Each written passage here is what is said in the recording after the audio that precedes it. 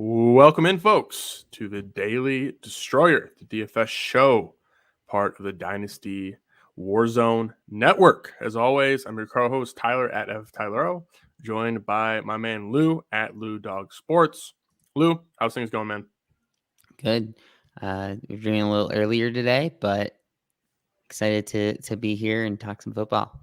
That's right, man. Quick recap from last week.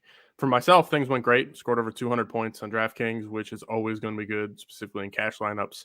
Should have probably dipped a little bit into GPPs, but that is easier said than done. Hindsight is 2020, but we crushed. All the guys I played in my lineup to get over 200 were guys that we talked about on the show, hoping to carry this momentum into week 5. Lou, how did week 4 go for you? Yeah, I think the main difference between our teams was you played Tyreek. And I mean, I didn't, but I cashed in basically all the double ups and then most head to heads. I had a little less points than you, but, I had a team that was well over the line in most of those double ups. So it worked out for me. Love it. Love it. Thomas is here in the chat. What's up, studs? Thomas, good to hear from you. Hope you stick around. We're going to have some good shit for you today. Start off with quarterbacks, man. As we like to do, starting off at the top, a lot of the elite quarterbacks or some of the really good quarterbacks aren't on this slate, which really makes things interesting in terms of paying down. But let's start at the top, man. I'm going to start off with 6. Let me know who you're most interested in. Kyler at 8,000, Tom Brady 74, Aaron Rodgers at 71, Hurts at 7K, Dak at 69, and I'll just make the cutoff arbitrarily at Herbert at 68. Out of these high-end quarterbacks, who are you most interested in playing? And is there like an absolute fade, or is there somebody you like the most that you are going to be playing and aren't considering these other higher-priced QBs? Yeah, I think Dak is probably the one I'm playing the most this week. It's a pretty good matchup against the Giants. We're unsure if Zeke is injured or not, if they might lean on the pass a little more. And I mean, Dak's floor it's been great. He also, as we know, runs the ball reasonable amount and is willing to run by the end zone as well. And, 3 of the 4 games he has over 3 passing touchdowns. He hasn't really been hitting the 300-yard bonus as much as maybe we would like to see. Yep. But in this matchup, I think he has a pretty great floor. And I really like Tom Brady for tournaments. I think he's not necessarily going to get overlooked, but I think with Kyler, Hurts, Herbert, all these other guys like around him, they'll just end up getting played more than him. I kind of like Brady in tournaments. They're just throwing so often in Tampa Bay. And I think he still looks like he's got it, and it's going to be some sort of bounce back spot. After last week, he didn't throw a touchdown. So I think that might keep people off, and I'd be interested in tournaments. 2 guys going down the list a bit that I have some interest in. One is going to be Joe Burrow, 6,100. Playing against the Green Bay Packers, there's a chance they get down in this game. We know that Mixon is out. We're a little bit fooled going into the season. We were promised a very pass-heavy and fast offense. Hasn't been the case because they have been leaning on Mixon thus far. But with Mixon most likely out and T. Higgins back in, there is a decent chance, at least in my opinion, that the Bengals find themselves passing a bit more and leaning on the pass in this game. We know Burrow is pretty solid. We know the weapons are absolutely elite in terms of all 3 of them together. So at 6,100, I really like Burrow's over for passing attempts or passing completions in this game, which really leads me to, Burrow at 6,100, like 300 yards, 3 touchdowns, absolutely not out of the question because I don't really foresee them using the running backs too much, maybe in some short yardage situations and when they have to. So it really sets itself up well for a game when we see Burrow airing and outs early and often. Yeah, I like the call. And Burrow's had at least 2 touchdowns in every game this year. So, he's, like you said, like they do like to lean on the pass at times. And if Mixon isn't going to be there 100%, that sort of thing, it seems like those are when they do lean on Burrow a little more. And we've seen it last year where he could throw 50 times in a game and I wouldn't be surprised ever. So with Higgins back, Mixon hurt, it seems like it does kind of line up for that. And, I wasn't really looking at him until you brought him up, but I like the call this week. And another quarterback, same range, Daniel Jones, 6K. He's been good this year. Like in terms of fantasy, more so than anything, obviously the Giants have not been, but he has been over 22 DK points in 3 of his last 4. It was kind of strange to see him, just score 16 against the Falcons, but at the same time, he's playing the Cowboys, and the Cowboys are allowing a lot of fantasy points through the air. In fact, looking at the Cowboys, like they have allowed 74%. The defense has allowed 74% of the yards happening through the air. So it leads me to Daniel Jones. We can get to the pass catchers later, but at the same time, 6K, and we know he runs, which is always a really nice thing to have as like a little side piece to your upside there. So Daniel Jones, 6K, same range as Burrow. Thoughts on Daniel Jones, Danny Dimes? Yeah, I like Jones, and I think he's going to have a little more ownership this week, just because this is what happens when you're on primetime games is people notice more, especially when you have a big game. And he's coming off of a game with over 400 passing yards, and I think this Dallas Giants game is going to be likely the chalkiest of games this week.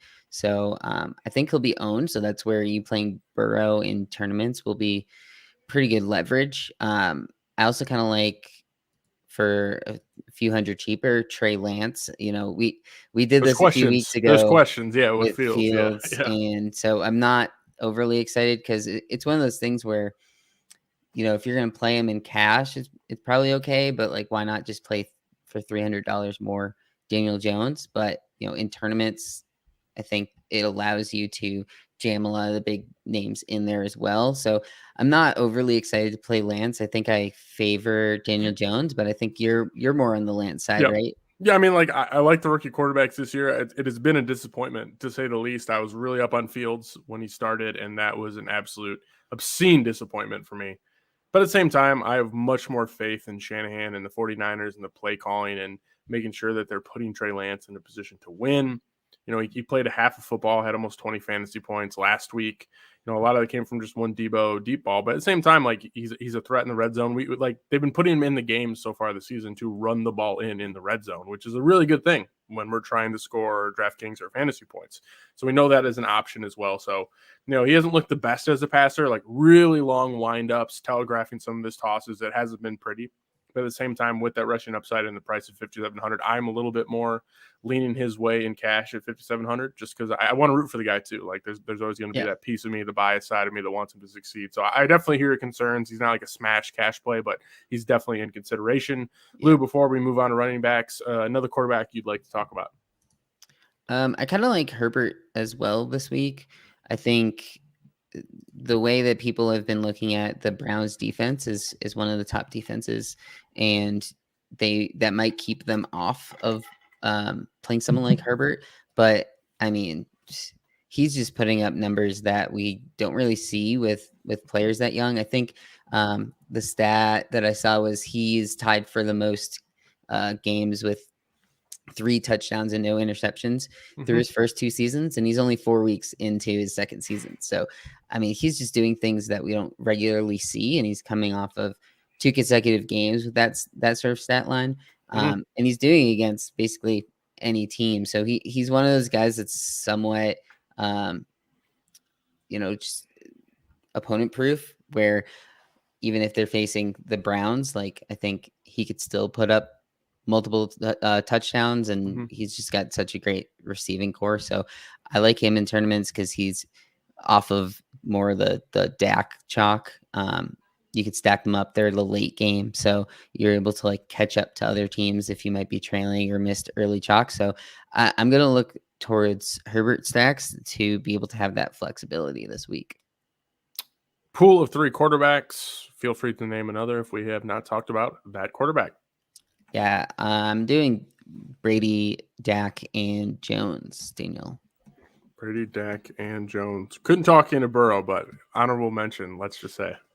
I mean, I think if I'm playing like 5 teams or like a 5 max or something, like he's interesting for sure. But I don't know. I usually don't play that many teams to have that many different quarterbacks. Running backs. Question of the week. Question of every week. Are we playing or fading Derrick Henry? Yeah, I think it's another week where I'm gonna play him because you gotta play matchup, man. I mean, his usage like is just insane. He has 3 straight games with at least 30 touches and over 100 yards. He's guaranteed that 100-yard bonus when he's getting these 30 touches. And the only concern that I have with him right now is their use of Jeremy McNichols recently. And I think That's more so hurting him in the passing game, but I That's mean, it. even Yep. last week he still had 2 targets. And the thing though with Henry is because he's going to be very chalky. He's more of a cash play for me and fade in tournaments because in tournaments he really has to probably score at least 30 plus Hmm. for it to really work. Like if he gets 18 points in this game, that might be fine for cash, but in tournaments there's probably going to be 5 other running backs that get that point total with less salary. So he's just so much more expensive than all the other options that I'll probably stay away from him mostly in tournaments. But I mean, against the Jags defense, like he just keeps getting all these great matchups. So I think I'd consider just jamming him in to cash. Yep, I'm with you on that one. Another running back cut from the similar cloth that I have been interested in. It was a guy that, after doing my research for this week, it really led me to, and then seeing his price at 6,700 got me really excited. Under 7K for Nick Chubb was a great matchup in my opinion. And then he's just a really good running back. You look at some of the pieces of it, and the Chargers this year have been a legitimate run funnel. I mean, their defense, the yards that they've given up this year, 72% have been on the ground. And this is a team that's been playing fairly well. So you got to keep that in mind as well. So it's just they are a bottom 5 run defense. They're good against the pass. They don't really allow big plays. It's really not what they do. So that is going to allow a lot for Chubb, and maybe you could talk me into Hunt, possibly, to eat underneath and get some chunk yards at multiple points of time during this game. I'm not on Baker, not on the pass catchers this week, but Chubb at 6,700 is a guy that, I look at, his usage. Like again, Hunt's been playing well. Hunt is a great running back, but He'll get his touches. He'll get his every touches. week, Like 10 another, touches. yeah. And if this game doesn't get out of hand early from the Chargers just coming out of the gate hot and going up a ton, they're going to be looking to Chubb early and often, 20 touches easily within the within the range of outcomes, in my opinion. So even 25 in some regards. So Chubb at 6,700 is a guy that I am pretty excited to get in there. I know it's a little scary to get Henry and Chubb in there in terms of the pass floor for both these guys is not great, but I do believe that the matchup for both Chubb and Henry in week 5 dictates that both of them is pretty safe cash plays.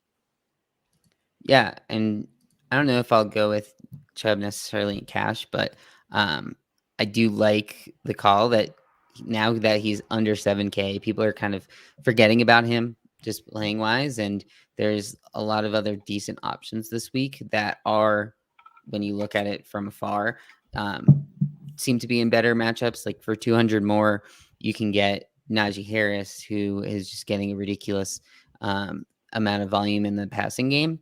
And so that obviously is going to attract people to play him on DraftKings.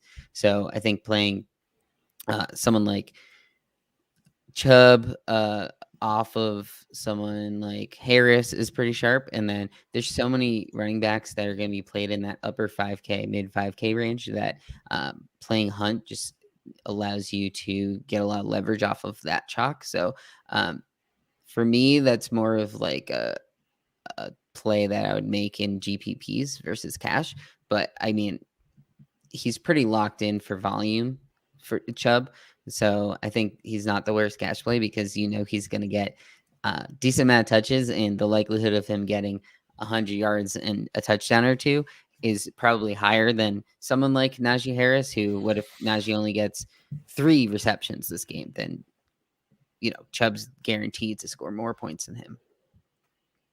2 other running backs I believe are going to be popular plays, and 2 guys that I'm honestly interested in playing is going to be Mr. Leonard Fournette at 5,200 and Damien Williams at 5,600. Real quick, Fournette, he's Rojo is nothing. He's dust. He's not playing, and I believe that the Bucs are 10-point favorites in this game, and he is still with Gio on the mend, the preferred pass catching back as well. So he's getting the volume on the ground. He's getting the volume through the air, and at 5,200 against Miami Dolphins, it seems like a pretty solid lock. And then Damien Williams on the flip side, 5,600. We know Montgomery is out, and hello pup.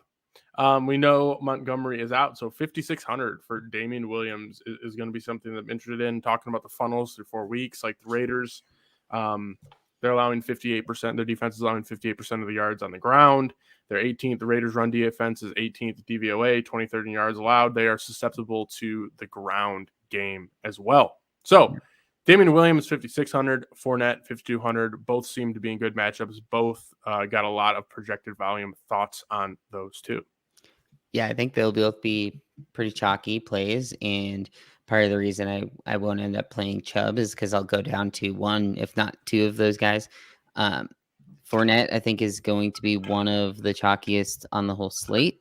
And that's another reason I have the interest in Brady is it's a way of pivoting off of the run game of Tampa Bay. And Damien, I mean, we've kind of seen it before when he's been given more of like a full-time role. But the thing is, it's like, I don't know. It's hard when we've seen it before with Fournette in this offense, and Damien's still kind of new to the offense. And he's 400 cheaper. Yeah. So I think I lean Fournette between the two, especially in cash. But I think Damien's also a pretty strong play this week. Yep. And then the guy that I'm interested in, and I've been interested in almost every single week, and you can blame the homer in me here, but DeAndre Swift, 6,100, his price is pretty damn cheap. We know he's a good running back. I know there was some, frustration last week with Swift, where folks, Dan Campbell came out and said, like, we got to get this guy more touches, or he's going to be our lead guy. I don't know exactly what was said, but it was to that degree.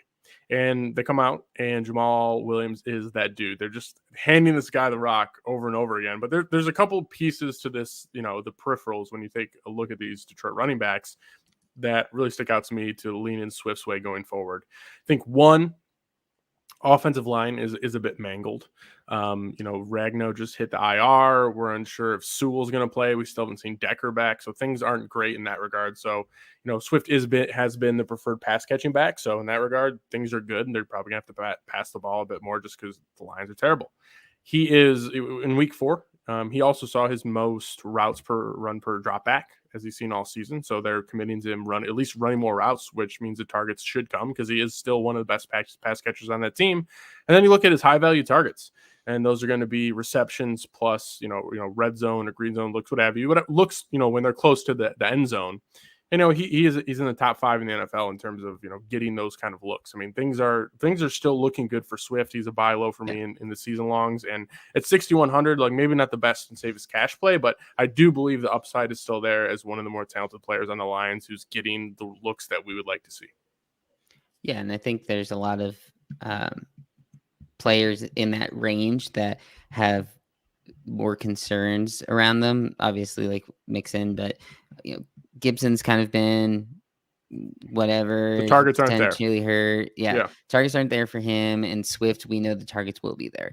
I think if you're going to play something along the lines of like a Cousins stack, like Cousins Jefferson, I think could be common this week.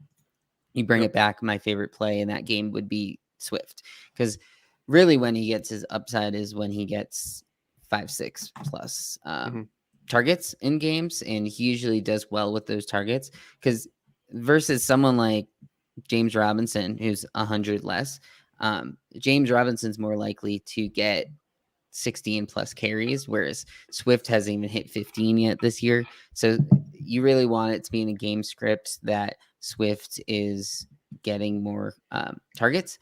So that's where I like playing him as even like a mini correlation if you have Jefferson in your lineup as well. I don't know if I would just play him by himself. So maybe that's where I lean not playing him in cash, is because I like having him in a game that you're thinking about the correlation involved. Mm-hmm. And then a final player I want to bring up, it turns out CMC is doubtful for this game, and Hubbard is 6K.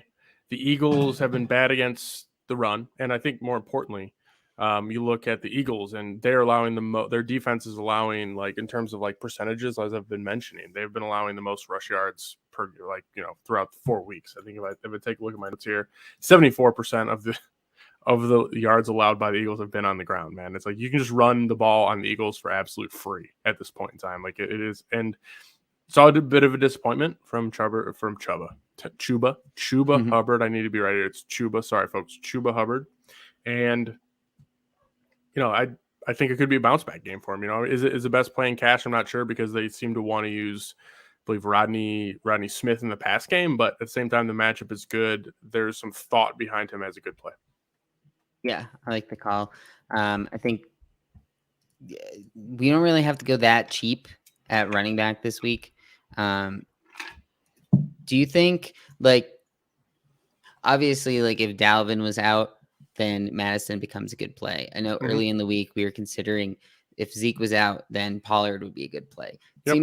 Seems like Zeke's gonna play, and for 7K, he still seems a little underpriced. Yeah, I would agree with that. We've been seeing what he's done so far last few games, and he just for 7K, you're getting a guy who has that 100 plus in his arsenal, and it seems like he's getting fed a touchdown each week now too. So I kind of like Zeke as more of the like paying up to be Criterion. If he could get some run as far as he's going to be in, he's going to be 100% and people will play him. But I think if people are concerned about the injury, like he's a decent play, especially off of the more chalky options with like Dak stacks in that game.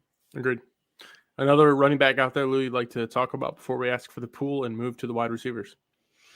Nope. I think those are them. Give me the four running backs at this point in time. Folks, we're recording on a Friday afternoon. So, of course, pay attention to the news. Pay attention to, some of the coach speak in some regard, the injury reports, what have you.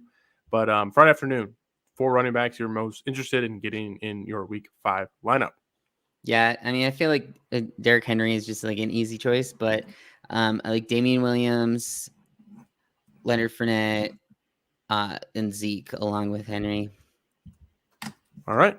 Shifting over to the wide receivers. I think, again, this week is very similar to how we talked about Henry. Is like, are we fading or playing Derrick Henry? Same thing with Devontae Adams, considering the other wide receivers on this slate. Like, a lot of good quarterbacks off it, in my opinion. A decent amount of good wide receivers are off it as well. 8,200, Devontae Adams. Thoughts?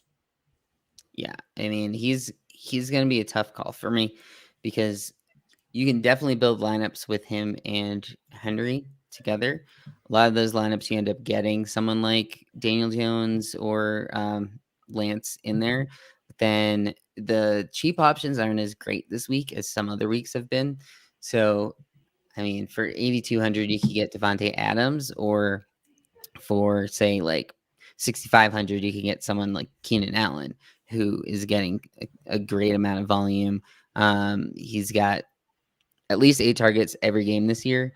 And it just seems like he hasn't really hit a big game yet that we've seen.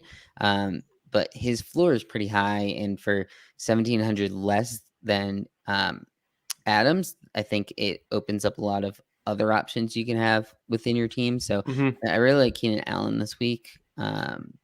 And then on the upper end, I think I still prefer someone like Justin Jefferson. Agreed. It's a great matchup, and he's pretty likely like he's Cousins' guy. I mean, I know around the end zone he kind of favors Thielen, but the floor in Justin Jefferson is pretty high, and it's one of the best matchups he'll have this year, and he gets to face the Lions twice. So I'm sure he marked this day on his calendar as this is going to be a big game for me. Sad but true. I think dropping down a little bit to some of the cheaper guys that I have some extreme interest in, and I honestly wouldn't mind playing either one of them. One's going to be Laviska Shenault at 5K. And at the end of the day, like, we know DJ Chark is out. The Titans are a very friendly pass defense, so that's another plus. He saw 7 targets last week, which was great. So, I mean, he saw 10 targets in week 1, 7 week 2, had a down week in week 3, 4, but 7 again. I mean, 7, 8 targets again is very much in play for Laviska. Like, we know that the ADOT is a bit of a concern, but like playing at 4,800 for Laviska when he's likely going to see at least 7 targets in a very plus matchup. I mean, it seems like, I don't know if it's a no-brainer necessarily, but at the same time, like, Titans is just secondary is terrible. So I think him or Marvin are 2 guys that I kind of want to get in my lineup. Marvin is a bit more expensive, rightly so in my opinion, but thoughts on Laviska Shenault? I really like Viska. He's cheaper than Marvin. I think Marvin might have a higher ceiling just because of the touchdown upside, but I think Laviska is pretty safe. I'd be generally more surprised if Laviska comes out of this game with like 3 catches for 18 yards or whatever, but than Marvin Jones. But I mean, we saw it last week. Like, if we want to see a full strength Laviska Shenault, then I mean, he just gets peppered with targets when he's available. He just runs a lot of those short routes, and it's the type of thing where with a rookie quarterback, I think he's starting to get more comfortable with Laviska. And without Chark there, like there's only going to be so many good options that they have. So it's pretty much Laviska and Marvin. And if we expect this game to be a little more up in pace because they're facing the Titans who like to run a lot of plays, then I think this is the type of matchup where 4,800 just seems too cheap for Laviska. Fair enough. And then Waddle is going to be the other one that I wanted to bring up. 4,800, just like Laviska. In the end of the day, we have no Fuller. He is on IR. Devontae Parker, I believe, is a game time decision at this point. So, and they're playing against the Bucks, who are the biggest definition of a pass funnels we've seen. I mean, I believe 85% of the yards scored again. I mean, 85% of the yards allowed by the defense have been through the air. They just put another of their members of the secondary on IR. You just don't run against them. And the Dolphins don't want to run. And the Dolphins don't want to run. And yeah, we had a little, we had a 13 target game in week 3 and went down to 4 targets in week 4 against the Colts. You don't love to see that. But at the same time, the volume should still be coming his way. And what I know about Jalen Waddle from watching him in college is he still has that upside. Like we did not see that in week 3 with those 13 targets for 58 yards. It was terrible. The fact that he got 50 yards off of 13 targets, 12 catches is insane, but he does have that upside. I do believe he can take one of those passes to the house because he has that top end speed. He has that breakaway ability. So at 4,800 in a game where he could still see 7-8 targets pretty easily, and the upside still exists against a very, very, very leaky Bucs secondary. Thoughts on Waddle? Yeah, I like Waddle. He's one of my favorites in the Brady for bring back options. My concern is we haven't really seen him have any big plays, and we haven't really seen the upside yet. And that's the part that somewhat concerns me. Also, with having someone like Jacoby Brissett, who generally has less of yards per target, and so that's the thing with Waddle that I'm still trying to wrap my head around. Is like you said, he should have more of these big games and big runs, but we've really only seen it once this year that he's broken away anything over 20 yards. And so that's sort of my concern. But like you said, this is the matchup that we could see that happen in.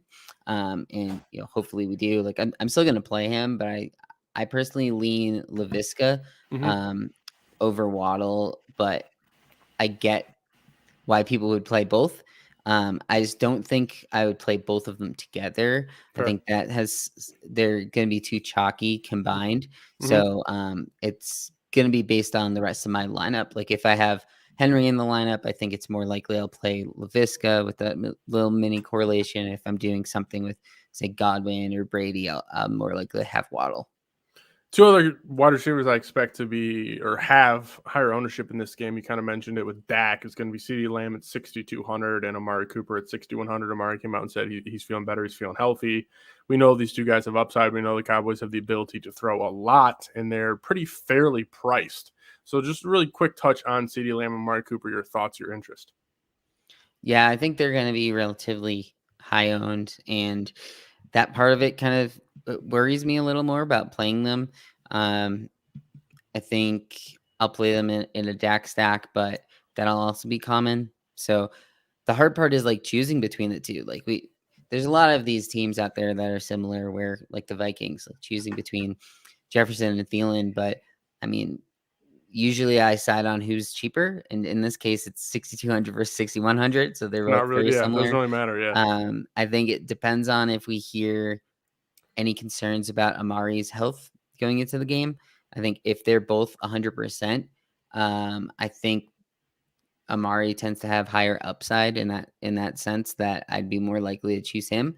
But if it comes out that maybe he's going to be somewhat limited, then I think more people are going to then go towards Lamb. So I probably will side with Cooper for both of those reasons. But I mean, they're both great plays. We've seen it before where they can each get over 10 targets in the same game. And if I'm already interested in playing Dak or just interested in that game in general, then I think they're both pretty good options this week, but they're going to be commonly owned.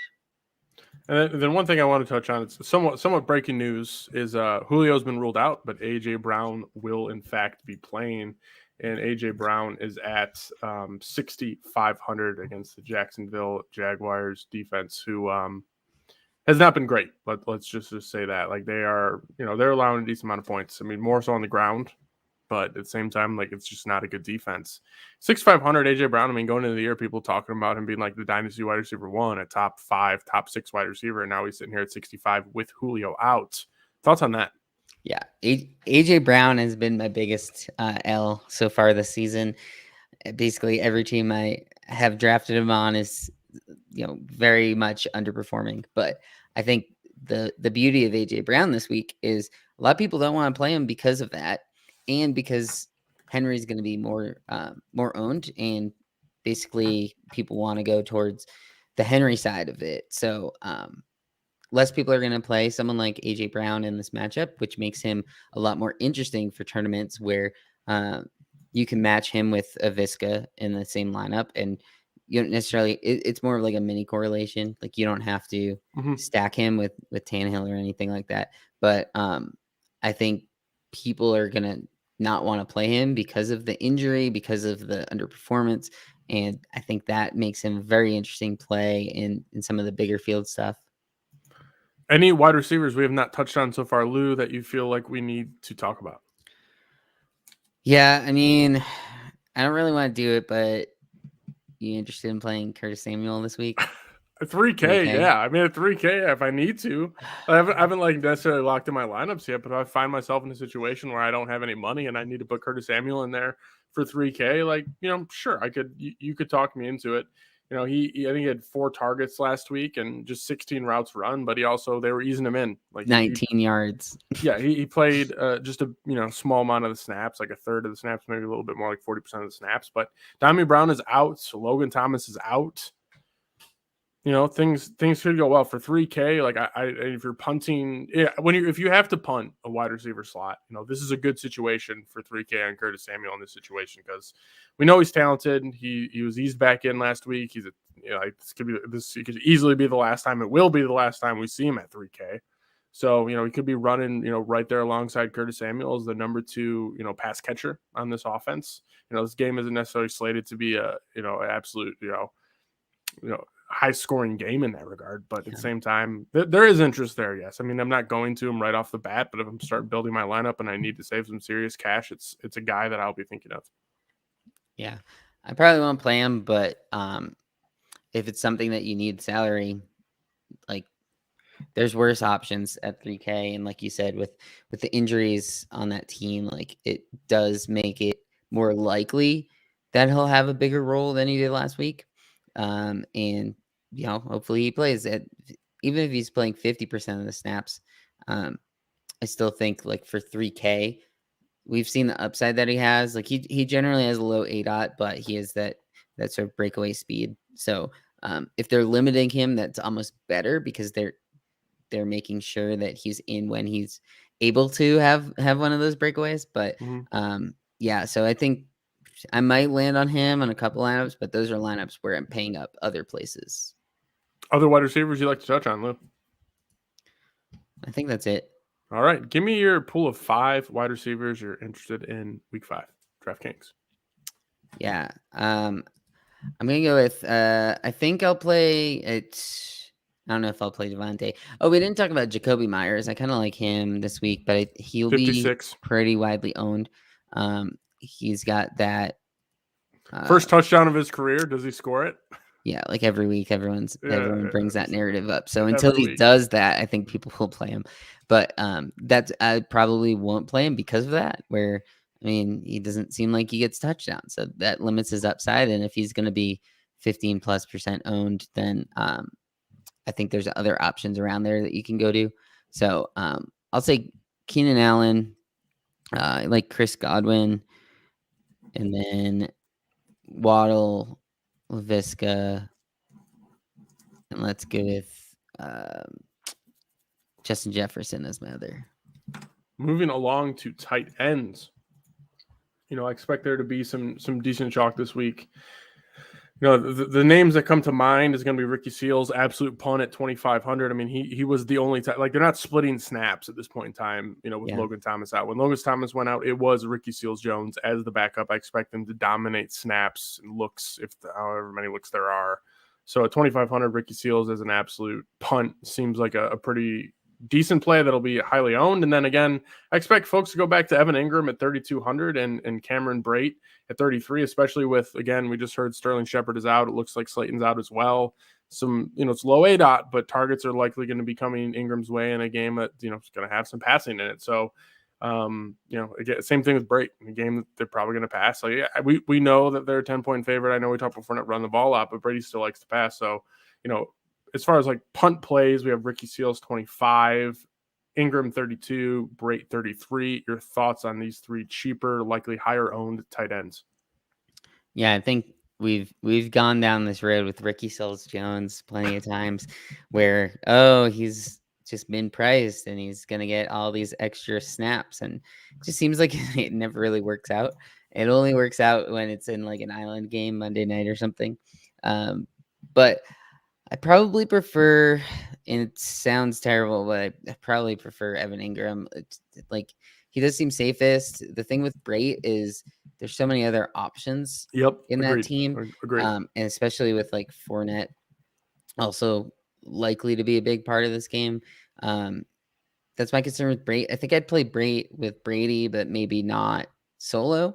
And then I think that's where I sort of lean Evan Ingram, where, I mean, probably all three of these guys are going to have less than 10 points, likely. But, I mean, for cash, like, all you need from a tight end a lot of the times, if you're getting all those other great plays in, is like 6 to 8 points. So, in that sense, like, they're all just saving you salary, but I'll probably try to get off of them all in tournaments.